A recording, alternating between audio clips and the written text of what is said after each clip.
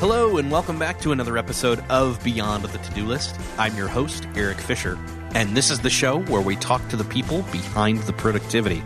This week, my guest is a returning guest from way back in episode 7 of the show. And by the way, as of about this recording, this show has been going for about 4 years. We just passed the 4th anniversary of the show, which is awesome. My guest is Dana Byers, and the last time she was on the show, we talked about minimalism for the very first time on this show, and we've talked about it again recently with Joshua Becker, but it was great to catch up with Dana again and see the transition that has happened over the past 4 years, as well as what she's up to now, which stems from that minimalistic attitude or perspective that she has. And in fact, she has something new that she has written called Become Your Own Personal Assistant: How to Hack Your Task Lists Once and for All to Achieve a Calmer Life. And as you listen to this conversation, you're going to hear a lot of, I hope, perspective changing or calibrating or renegotiating in terms of expectations from others, of yourself even, how to assess that, and honestly, just a lot of thoughts about automation and organization and mental bandwidth and decision fatigue and optimizing your life to have a sense of margin. And in fact, literally have some actual margin in your life. I know you're going to enjoy this conversation. Before we get into that, I want to say thank you to Aweber for supporting this episode of Beyond the To-Do List. If you're at a point in your life where you know there is something next in your online presence that needs to be done, it's probably something along the lines of creating your first podcast episode, recording your first YouTube video, creating shareable images for social media, or even creating your very first Facebook ad. Aweber has a free resource and checklists to walk you through all of those things and more. Head on over to aweber.com/to-do. That's AWEBER.com/TODO. You really need to not miss this opportunity to grab these free resources. Make sure, again, to go grab that at aweber.com/to-do. Don't procrastinate. Head on over, grab those resources, and claim this day as the time to move forward in your education, your inspiration, and your action towards that next thing down the road for your online presence. You will be glad that you did. And now, enjoy this conversation with Dana Byers. This week, it is my privilege to welcome back a previous guest from even early on in kind of what I call the first season of the show, in the first 10 episodes or so. It's Dana Byers. Dana, welcome back. Thank you so much, Eric. It's fun to be here with you today. So you are actually literally about an hour away from me now, which was not the case back then when we recorded the first time. You were out in Colorado? I was in Oklahoma. Oklahoma, sorry. Yeah, no, okay. It's right near there, sort of ish. Anyways. Yes. Further west than me. But now we're both in Indiana. Yes. And let's see. Last time we talked all about minimalism, which I'm sure is going to creep into this conversation. Sure.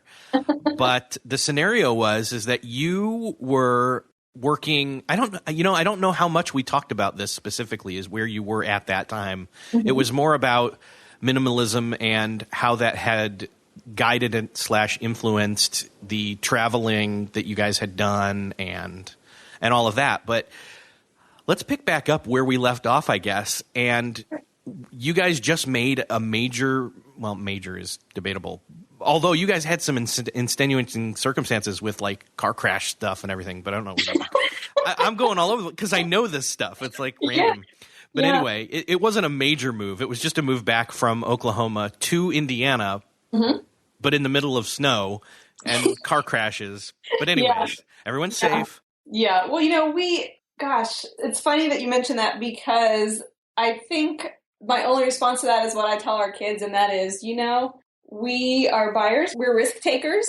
We enjoy adventure, and there's adventure in everything, even just in the move coming back. It was a real quick transition when we felt like it was time for our family to come back to Indianapolis last November, and we sold our house and had moved everything within about 6 or 7 weeks' time so that we could have our kids in school here whenever the semester began in January. And yes, unfortunately, we hit a pretty big ice storm, and we bought a car right before we left and then proceeded to wreck that car on the way.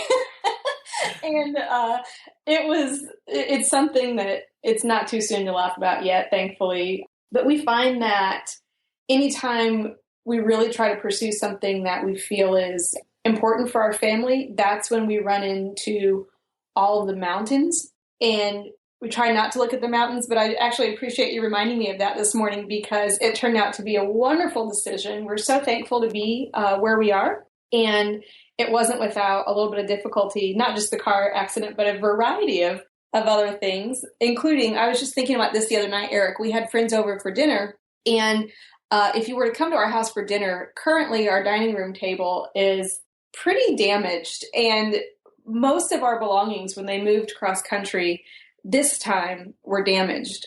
It would be rare to find something come off the truck that didn't have something wrong with it. It became kind of a joke after a while. I will get around to repainting our table, but it's kind of been on that. It's not really in my next actions list. It's in my someday maybe list Right. of things to do.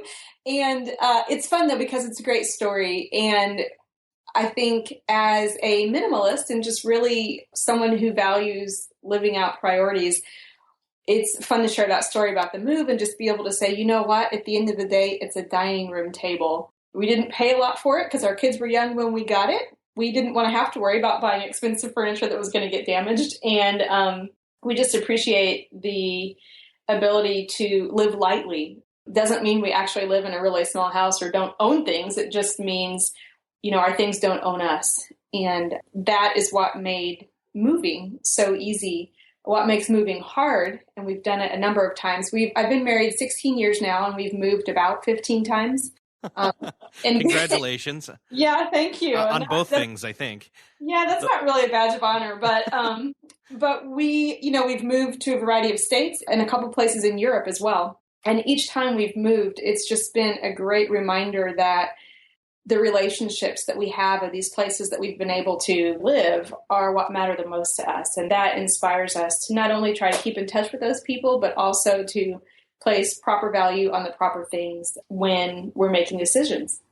Yeah. So in context, that dining room table is just a dining room table and not some heirloom thing. In fact, that actually brings up my brother and sister-in-law just moved recently, and they bought this, giant solid wood dining table from somebody, and the old woman was kind of weeping a little bit as she was passing it on to them and saying it's been passed down through the family. And I'm not saying it comically, but at the same time, it's like, wow, the preciousness that of attachment to a thing is good and bad. We're actually in the middle of packing our stuff up now and having closed on a house that we are moving out of and then moving to rent a little bit for a while. And so we've been in the mix. My head is right there in that space these days. And we've gotten rid of a lot of stuff. So I feel better, and I actually feel better the more we put in boxes and put in the storage unit with the way our house looks. So yes. Yeah. It's freedom. And I think you can definitely go overboard. I've done that. There's this sort of balance of where you understand the environment you're in. Wow, there was too much, or wow, now there's too little. Because no matter all the places we've lived in, little bitty 400, 500 square foot places in Europe to the home we're in now in Indianapolis, it doesn't matter so much the size or what's in the house. It's just that environment you create. And we really work to create a place of respite, so that when we come home from work or when my kids come home from school, it is our safe place. And I really believe that you can accomplish that pretty quickly wherever you go, just by the people being there and everyone making sure they have that sense of home wherever you happen to be. Yeah. And so from talking to you prior to hitting record, I know that that's, in a sense, your mission right now, really. But let's talk a little bit about how that's come to pass, because where you guys were out in Oklahoma was not where your husband was working and he was doing. Actually, let's talk about that because you can fill everybody in. I know more than the listener knows about Chris, Sure. your husband. Sure. So let's talk about FormStack and some of the stuff that he even implemented in terms of remote work. Yeah, absolutely. So anyone who's been in a long-term relationship knows that you usually fall in love with someone who is not quite like yourself.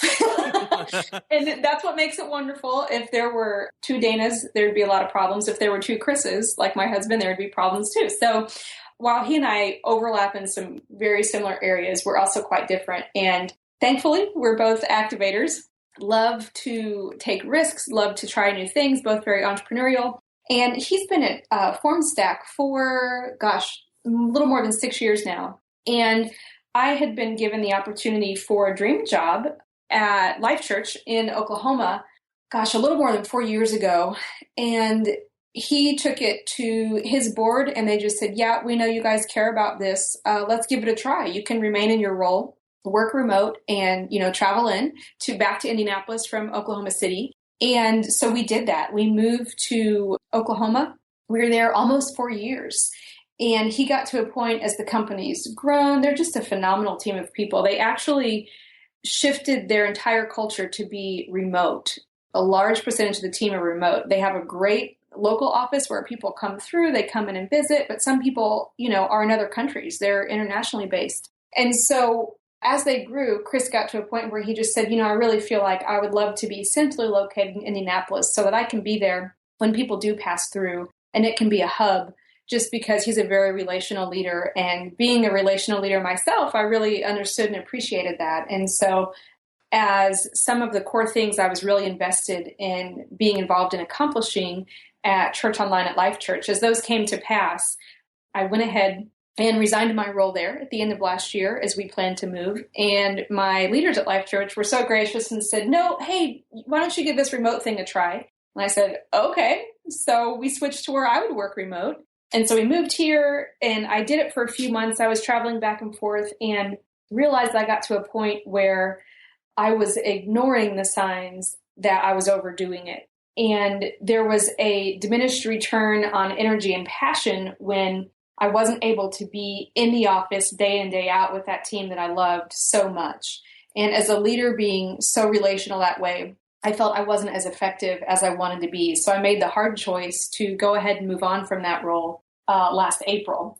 And so it was a very positive transition, but also I was pretty gutted about it because I couldn't understand what would be coming up next for me. And yet at the same time, the very thing that led us to Indianapolis was the fact that Chris is such a relational leader too. And that's why working remote didn't work for me in the end, but it did for him all those years. So I think based upon, the ages of where our kids are at and all of those things, and the fact that we haven't been able to have them nearly as rooted as we would like for them to be. My hope is that we would get for them to finish middle school and high school here in this location that we are, at least, just for their sake and for our family's sake as well. So it's been a really interesting transition, and it's forced me to revisit who is Dana apart from a title, and apart from work experience that I have, as compared to Dana, who's coming back and making new friends in a different part of the city and revisiting the things that she wants to share. Yeah. I have to really respect the fact that the context of remote working for an online church is something that you decided didn't work for you based on your own work style, personality style, etc. And you knew why and you identified it. And that the fact that you gave it a try, and actually the fact that you even resigned it and then they said, no, let's try this. And you tried it and you did it for 4 months and gave it a good go. But I think the other unique thing is, so now essentially your quote unquote role or responsibility is stay at home mom. Mm-hmm. And that label. So you are uniquely, you've had your foot in a bunch of different things. Yeah. Feet, I should say, not just one. But now you're uniquely qualified to speak to something that I don't think I've ever had somebody on the show before talk about, which is that role specifically and kind of hacking it. Because that's what you've just come out with, is this Kindle book. It's only Kindle, right? It's not. Right. Yeah. Mm-hmm. So you've got this new book, and it's all about, I said hacks, and it is, but it's all about living a normal life or transforming like a hectic life into a normal life and cultivating that margin, as you were talking about. Yes. Yeah, that's absolutely what it's about. Regardless of whether I was working full time or years ago when my husband and I were running a nonprofit organization overseas, I have always just sort of been driven by the idea of developing and encouraging leaders by example. That's my kind of personal mantra in life. And I have 3 incredible leaders that I live with, Chris, my husband, and then my kids, Blake and Mackenzie. And my dream is to be an expert in them. So whenever I'm coaching them or when I'm talking to coworkers or friends and having coffee with them, I really want to become an expert in the people who are near and dear to me, because sometimes we're so busy doing life, we don't recognize things about ourselves.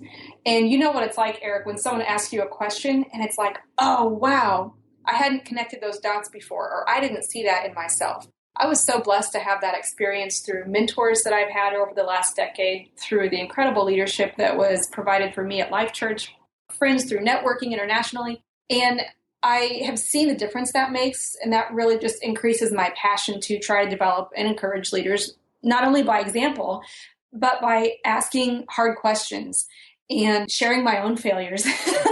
Because the most important thing that any stay-at-home mom knows is that we miss the mark a lot, and that's okay. I used to really struggle with the lie. I used to think a lot, I'm a bad mom. If my kid made a choice I didn't agree with, or if maybe I forgot to take cupcakes to the after-school party. I mean, there's a long list of things. Or if I really missed a moment where my child really needed something from me.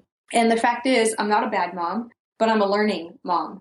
And that is what has helped me, through a variety of stages. And so I'm not coming at this as an expert. I'm coming at it from a person with a lot of experience in mistakes and also a person who will not stop trying. I love the idea of, Chris and I will talk about this, the idea of like software iteration, and that idea that maybe we never arrive. We can always create a better user experience. I want the user experience of being in my family, around my family, to be positive. And so when I think about what my child's day looks like, when I think about supporting my husband in his role, when I think about the people who are reading the blog, I am very hungry to know, 1, what makes them tick, 2, how can I help it tick better for them? Does that make sense? Yes. And so it's they're insatiable questions. I have to really work on, when do I stop working? Not just with my family, but also on the blog and writing. And that's why I came to that decision recently.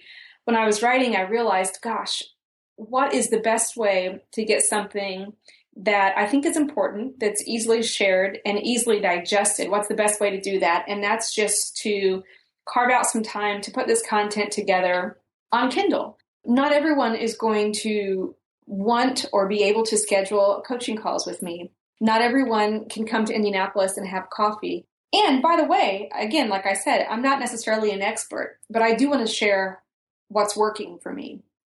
And so I love that idea of, coming from the Life Church culture that I grew up in for the last 14 years of generosity and giving things away and being available to give input, just really inspired me to continue sharing things on the blog, but also to put this book out there and just invite people to make tweaks to their approach to, scheduling, deciding if those things on their to-do list are actually necessary. There's a self-assessment in this book, and there's some hard questions that I think will cause anyone, whether they're a stay-at-home mom or not, to stop in their tracks and say, why is this on my list? Am I trying to please someone else? Is this something from way back that causes me to say, my grass has to be cut every 5 days? Why is there a rule in my mind that says that has to happen?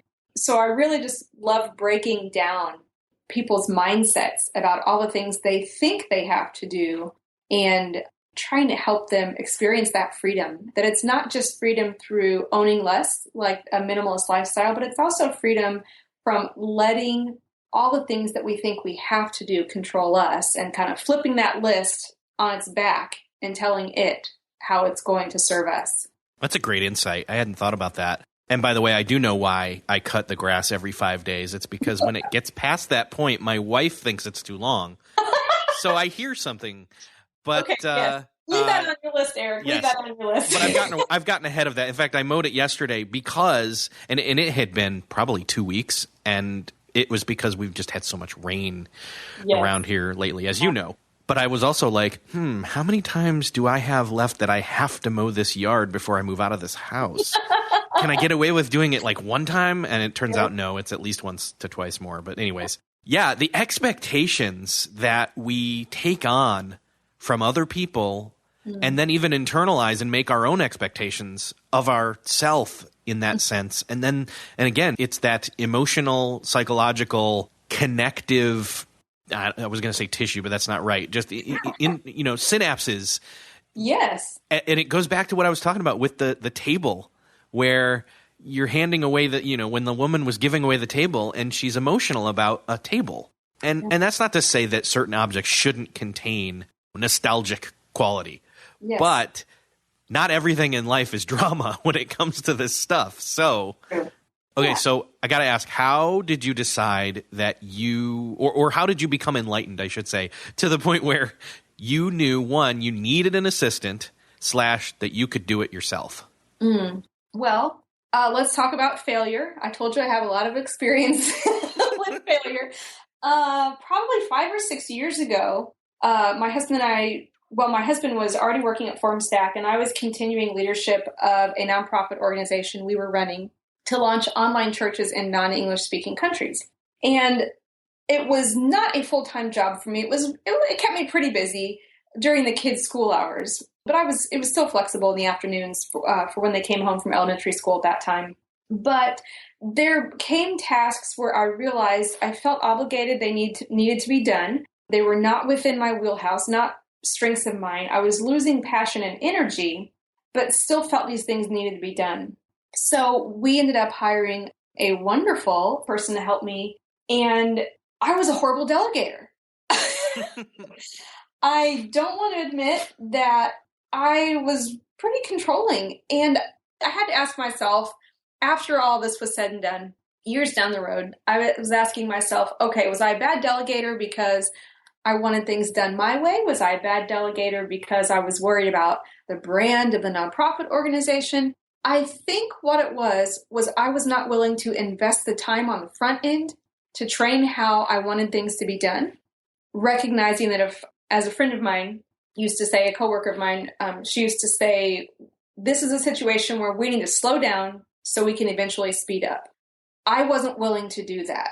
I was such a fly by the seat of my pants kind of person, thinking, okay, I've got this limited amount of time.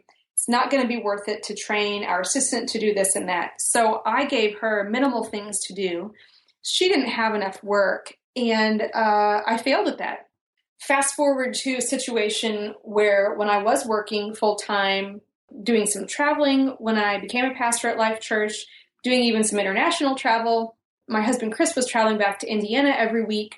And boy, the kids were in school. We had a lot to sort out. I didn't have an assistant at that time, and I had to get wise quickly. It was School of Hard Knocks, and boy, did I need it. It forced me to the situation of finding solutions, all that I could think of and remember, all of which I shared in the book, Become Your Own Personal Assistant, where I took the time to either show others how to do things or create automations or processes, reminders, things to really narrow down the time I was investing on things, those tasks that we hate but are still necessary. Those things that we can't really cut out of our lives, but we want to minimize as much as possible. So I learned through that experience of poor delegation how to reframe the things on my task list. And even now, though I'm not working full-time, I'm keeping all of those processes going, and it provided me the mental margin to sit down and write. It provides me the mental margin to volunteer, to invest in other relationships and mentoring and extra time with my kids. And I'm so thankful that hard season forced me to relearn a couple ways that actually a lot of ways that I was functioning so that I could come out the other end of that and go, wow, this is margin that I'm going to protect. I'm not going to let that time refill with tasks that are unnecessary. As I was going through the different tips and tricks that are found in the book, they all kind of came together in my mind under the umbrella of automation and organization. And I definitely saw the through line of minimalism in there. I also thought that it really seemed to me as if you were placing opportunities in the right context of time and space so that they became frictionless. Yes. It was all about saving mental bandwidth or reducing decision fatigue because stuff was already set up for you. Like it was as if this is one of those things that I like to do is to pass the baton to my future self. Yes. And it seems like that's what you were doing is you were like basically setting up you were like, okay, so Dana's going to need this tomorrow and she's going to need this in a month and this in a week. And like you took the time, you set it up. And then suddenly it was as if you had this digital cyber person out there in the internet who was doing all these things for you. Yeah. Which was cool. That is it. And I'm a strong believer in forward-thinking results. I get to be an entrepreneur and also be in the moment with my family when the things that I know need to happen in the future are somehow documented so that I can enjoy today. Perfect example. Last night, my son comes to me and says, Mom, we're out of, what was it? Something in our pantry. Oh, they wanted peanut butter. And so they know the question that's going to come, which is, when do we need it? Like, is this you need it tomorrow for lunch? Or is this I can order on Amazon Prime or I can put it in our rotating grocery order? What is this? And he just said, no, we don't need it right away. So within a minute's time, it went into the order, phone was put away, and we finished our evening. We went for a walk, we went to soccer practice, and I didn't stop. I think, Dana 5 years ago, 10 years ago would have stopped and said, okay, I have to get in the car and go to the grocery. But I don't want to be driven by those menial tasks because I will fall apart. I don't know any person that can emotionally handle all the things that come at them day in and day out. But if you have a process and develop, that discipline and that habit of using the process, suddenly things like that are just a flash in the pan. Yeah. And I know most people would say, well, the obvious thing would be just put it on your shopping list and the next time you go do that. But you're taking it a step ahead of that because, again, you asked the right question of your son, which was, when is this needing to be met? Yeah. And so then you have options. Yes.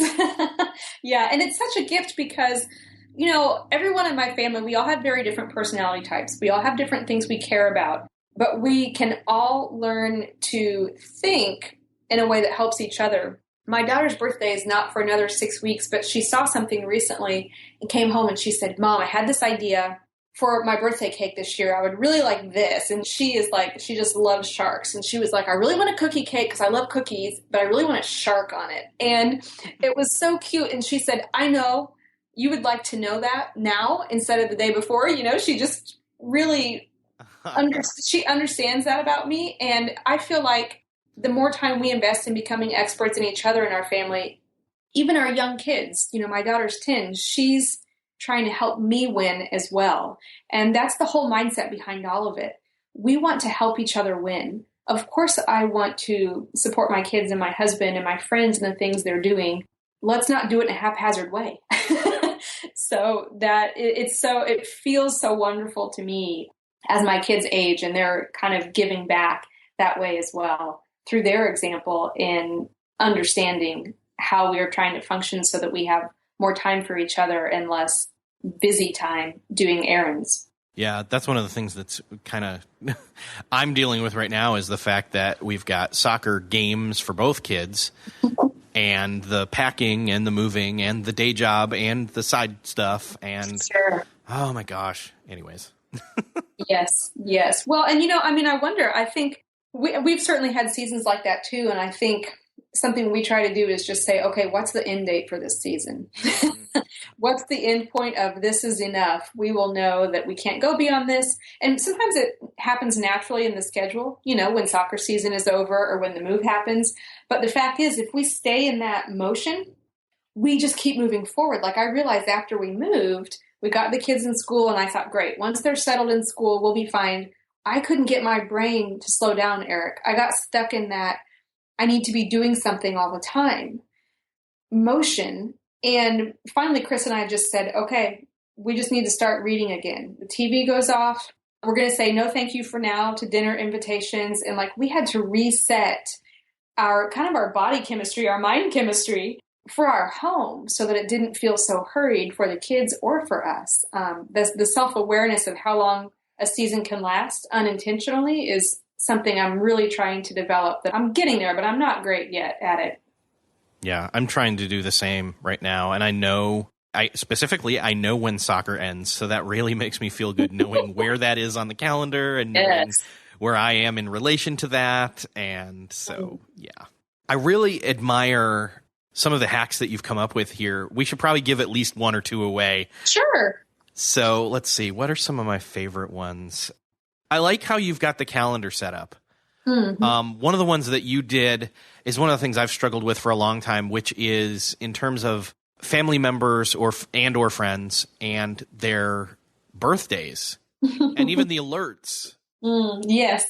Just having that ahead of time to be able to say, not only do I know when it is, but I'm going to get reminded of it far enough in advance to do something about it versus, oh, crap, we forgot to send out the birthday card again on time. Yeah. So, yeah, just even and it doesn't take that long. I mean, everybody's birthdays are on Facebook. You can go grab all of them real quick. Take half hour to an hour. Grab all your family and friends' birthdays. Map them out on the calendar. Create its own calendar of that. Sure. And then turn all the notifications on for at least a week, but probably more like maybe 2 to 3 weeks, just so you're far enough ahead of it. That's one of the ones that I really like. Some of the self-care ones, I think, are really interesting as well. Yeah. And in fact, that kind of dovetails into what we're talking about anyway. So what are some of the ones that you've found that have made the most impact for you? Well, for self-care for me is something, again, that I am learning through failure. I think one of the suggestions I make that probably made a bigger difference for me than I recognized, I paired together the understanding, again, trying to be an expert in my loved ones, trying to be an expert in myself. Someone who coaches me asked me recently, hey, what are your love languages? And I was like, okay, that question has been asked so many times, everyone knows, but it was one of those moments that I just stopped and went, I haven't really thought about that. My love languages are, everyone in my family has quality time and I don't. So there's some insight. I have to work hard on providing that. That's why I try to create time at home to make sure I'm just there to hang out because I don't think of that intuitively. But for me, it's acts of service is a big one for me.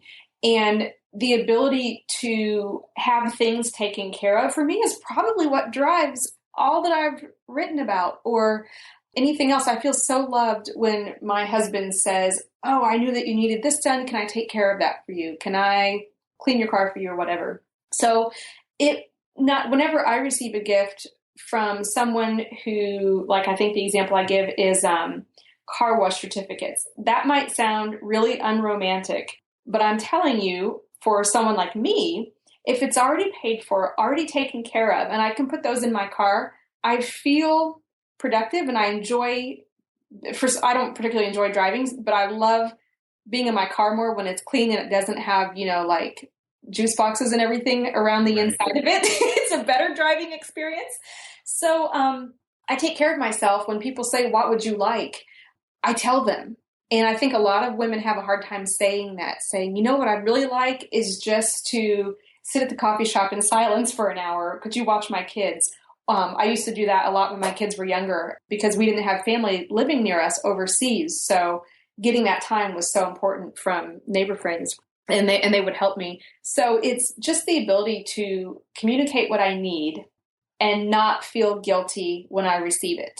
that's probably a whole book in itself. And I kind of glossed over it pretty quickly in this guide because I wanted it to be easily digestible, but I also wasn't about to talk about ways to be productive and work on that to-do list without recognizing, hey, the whole purpose behind this is you need to take care of yourself. You're not just cutting out, you're not just trying to create margin in your time, but you're going to use that to start thinking about what you need for sustainable ministry, for sustainable work as an entrepreneur, as a blogger, as a mom, as a dad, whatever you are. None of the things that you put out are going to be nearly as effective or helpful unless you've taken care of yourself. I asked some friends on Facebook, what's the biggest thing you're dealing with right now? And kind of a theme I saw in their responses was, I'm not motivated to stay on top of things. And a couple questions further down the conversation, I started thinking, I think what they mean is, I don't have the energy to do this, and I don't know if it's making a difference anyway.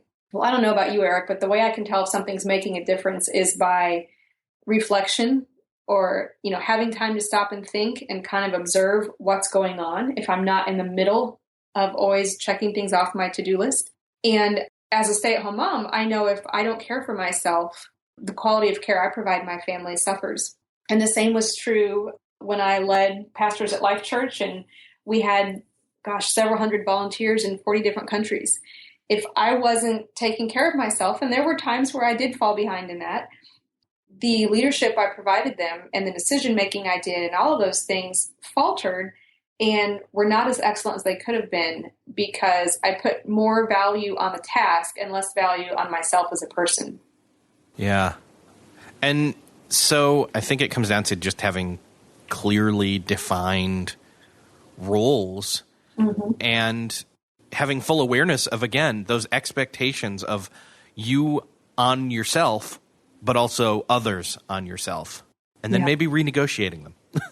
Yes. Yeah. Yeah, that's true. We do have to renegotiate. It's not once and for always. Right.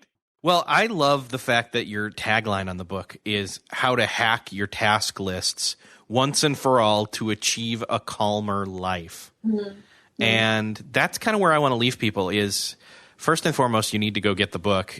And I'll have a link to it in the show notes for this episode, which is beyondthetodolist.com/148.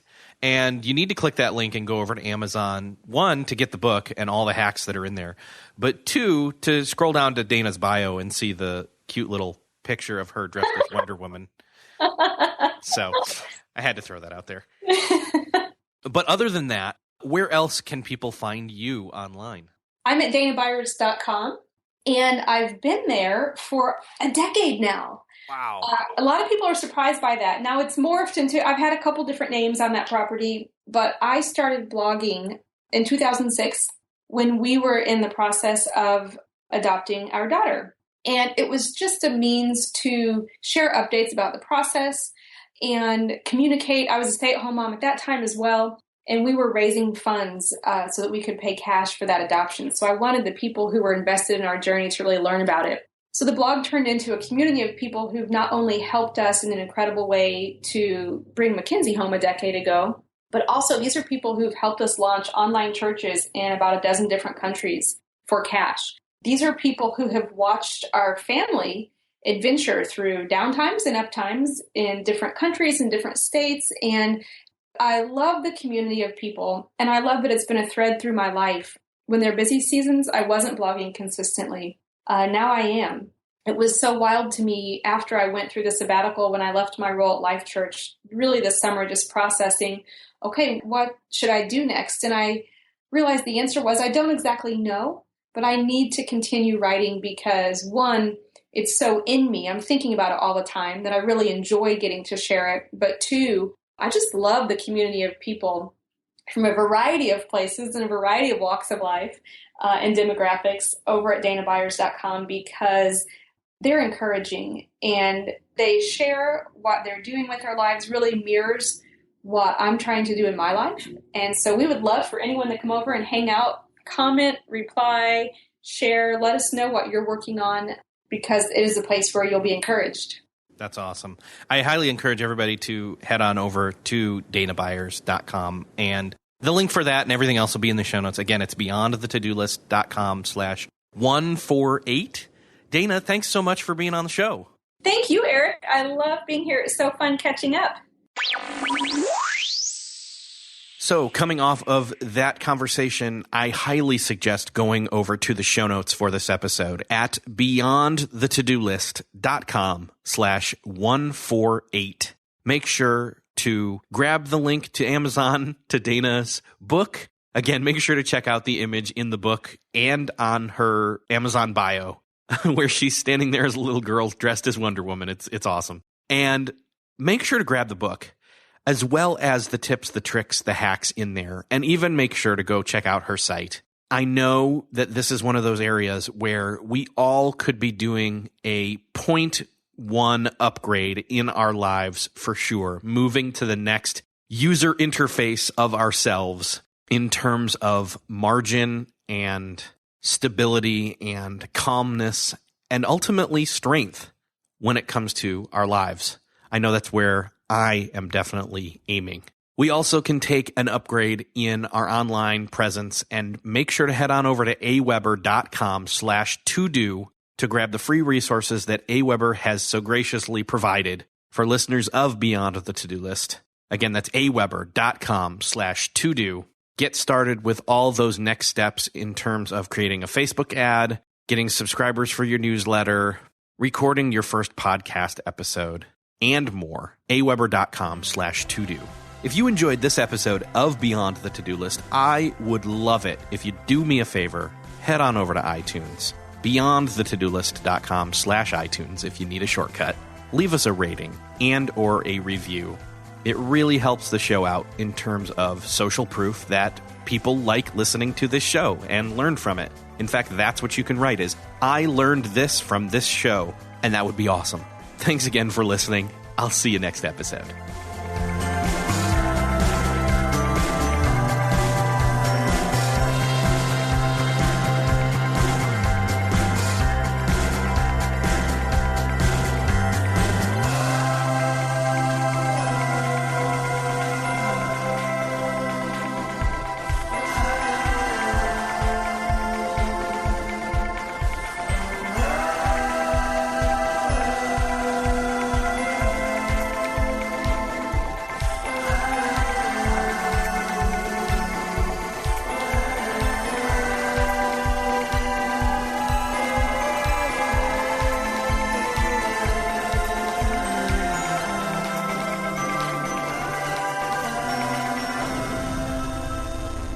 Beyond the To-Do List is a proud member of the Noodle Mix Network. Find more of our award-winning and award-nominated podcasts to make you think, laugh, and succeed at noodle.mx.